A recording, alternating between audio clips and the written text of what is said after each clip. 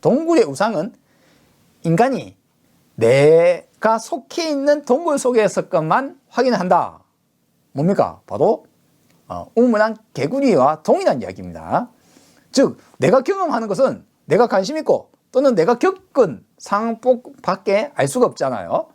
대표적으로 이렇게 볼 수 있습니다. 저희 아버지가 어느 날 옛날에 어느 지역 사람들은 뭐 어떻더라 라고 얘기했단 말이에요. 제가 들으면서 그럴 수도 있겠지 뭐 그런가 하고 이렇게 했다가 제가 저기 군대에 갔어요. 군대에 가니까 사람들이 전국 각지에서 왔더란 말이에요. 그 중에 그 지역 사람이 왔어요. 만났어요. 봤더만 그 사람이 맞냐? 아버지가 말했던 같은 사람이라면 사람은 판단을 팍 내릴 수 있어요. 와, 그 지역 사람 진짜 그렇네. 만난 게 한 명밖에 안 만났는데 아니면 두 명을 만났는데 두 명 다 그런 거예요. 그러면 우와, 아버지 말 진짜 맞네. 그 지역 사람들 진짜 그런가 보다. 그러면 그 사람은 오류입니까 아닙니까? 만난 거 두 명밖에 못 만났잖아요. 그런데 그 사람이 다 그렇다고 생각하는 거예요. 그러면 그게 올 수 있습니까? 반대로 칩시다. 아버지는 그렇게 이야기했는데 만나보니까 너무 좋은 사람인 거예요. 아버지 말이 틀렸네. 아닌 사람 있네.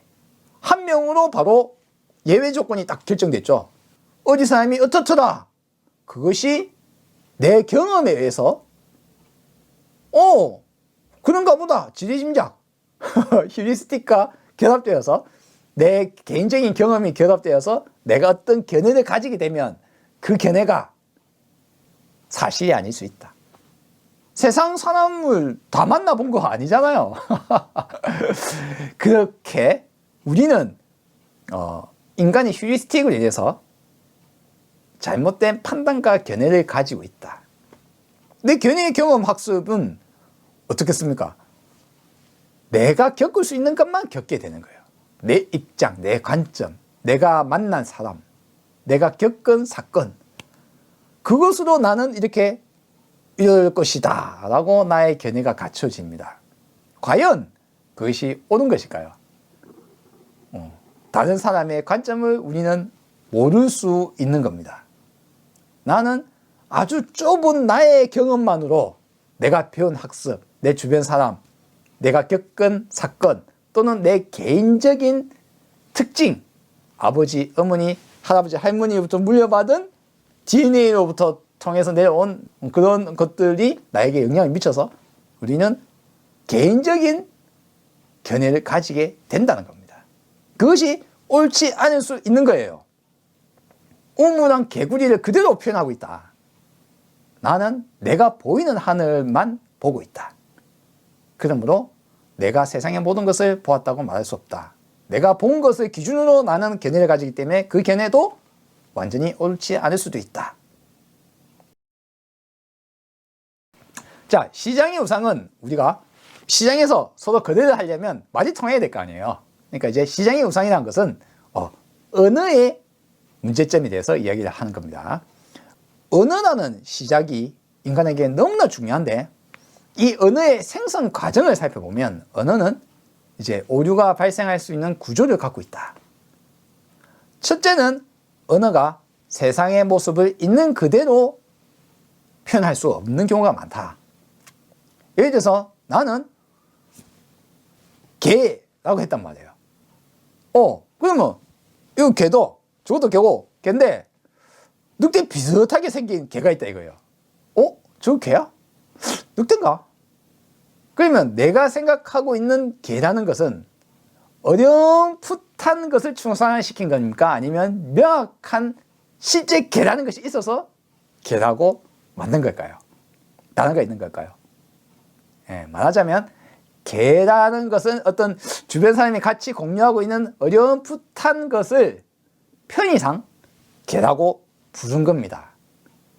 그런데 실제적으로 개와 늑대는 지금도 거의 근연관계에 있기 때문에 이제 후손은 나올 수 있고 또 후손은 나올 수 있기 때문에 개와 늑대의 잡종도 나오고 있고 그럼 개와 늑대를 구분 짓는 거는 어디서 어디까지 개라고 할 것인가 라는 이제 문제점이 생기겠죠.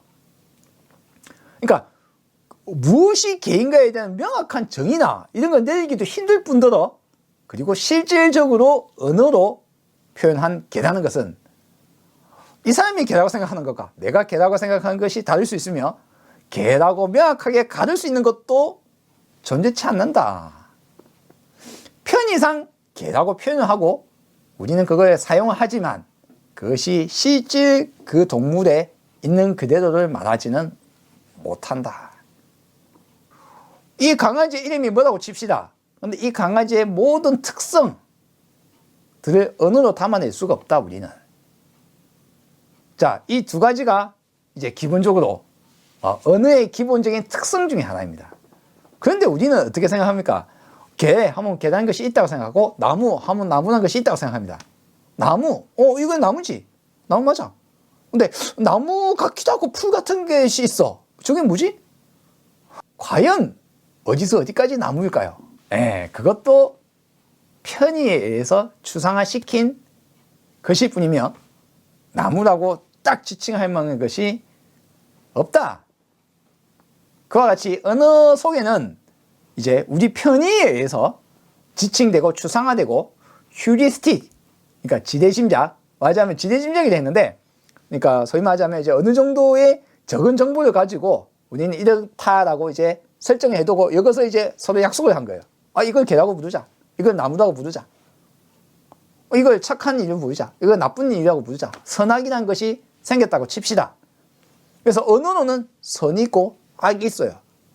근데 과연 이것이 선한 일인지 악한 일인지 절대적인 선악의 개념이 있을까요? 이것이 있다고 착각을 하게 되면 어떻게 일이 벌어지느냐? 그러면 이렇게 이야기합니다.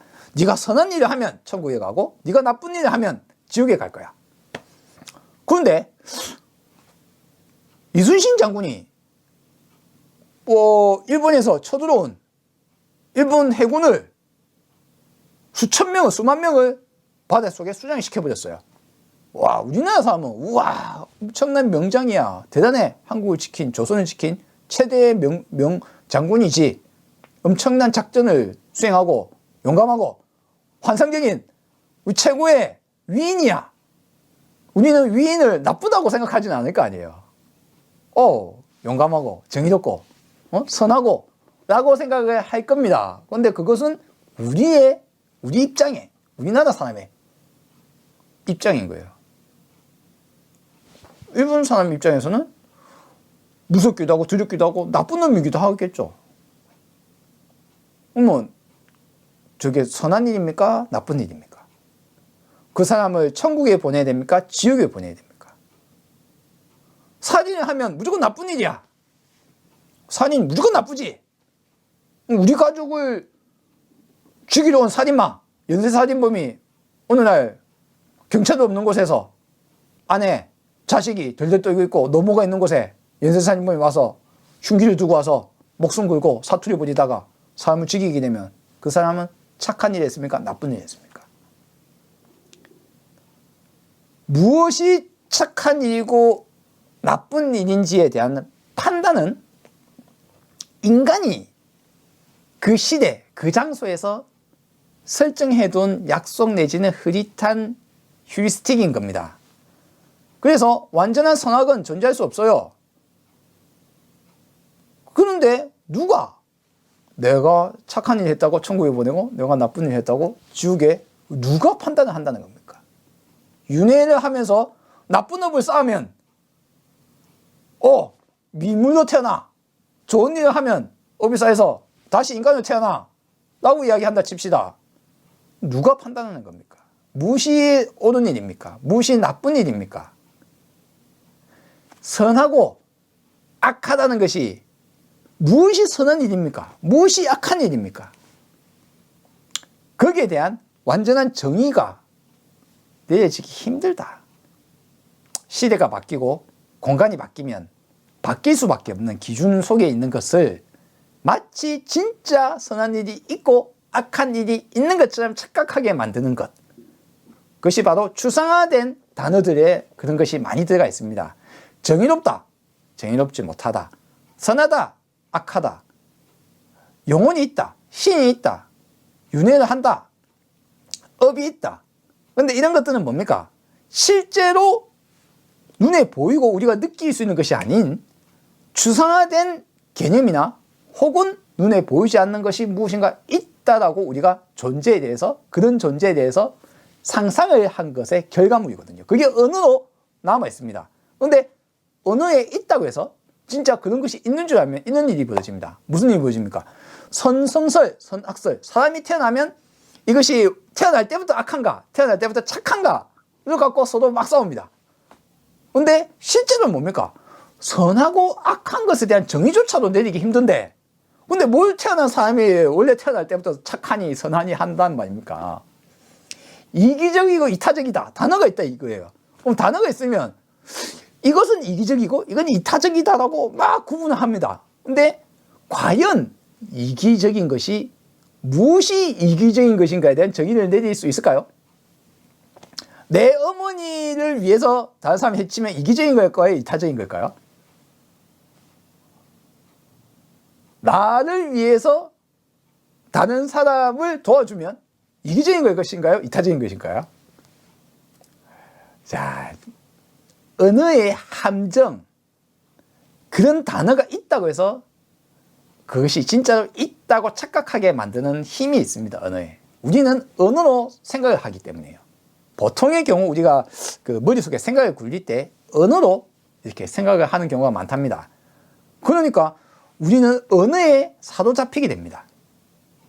언어를 많이 쓰다 보면 생각도 언어로 돌아가고, 그러면 언어에 있는 말로는 생각할 수 있는데, 저 나라 사람은 저쪽 언어에는 우리가 이야기하는 뭐 동서남북이 없다 칩시다. 그 사람들은 방향을 지칭할 때 동서남북을 쓰지 않고 다른 단어를 쓴다 이거예요. 그 사람과 우리는 다른 언어를 쓰므로 인해서 사고 방향조차도 다른 쪽으로 결정지게 되어져 있습니다. 어느 나라에 윤회라는 단어가 있으면 그 사람들은 윤회에 대한 이야기를 하는데, 다른 나라에는 윤회라는 개념이 아예 없으면, 말이 없으면, 언어가 없으면 어떻습니까? 그걸 상상도 안 하는 거예요. 언어의 함정, 언어의 오류, 언어가 세상에 있는 그대로를 그대로 반영하지 못하는 경우가 많다. 언어가 있다고 해서 실제로 그것이 있는 것이 아닐 경우가 많다. 우리는 편의에 의해서, 휴리스틱에 의해서 결정지어진 언어, 과거로부터 내려온 언어 등을 통해서 우리가 학습을 하고 배우고 하는 것은 인간 사회에 녹아들어서 사회 속에서 살기 위해서는 필요합니다만, 그것이 절대 진리가 아니다. 언어의 오류를 벗어나지 못하면 많은 경우 잘못된 결론으로 이끌 수가 있다. 라는 것이 이제 프랜시스 베이컨의 시장의 우상입니다. 언어에 대해서 생각을 깊이 해야 된다. 이걸 불교식으로 이야기하면 이렇게 이야기했습니다. 많은 사람들이 이야기하는 명색이라고 합니다.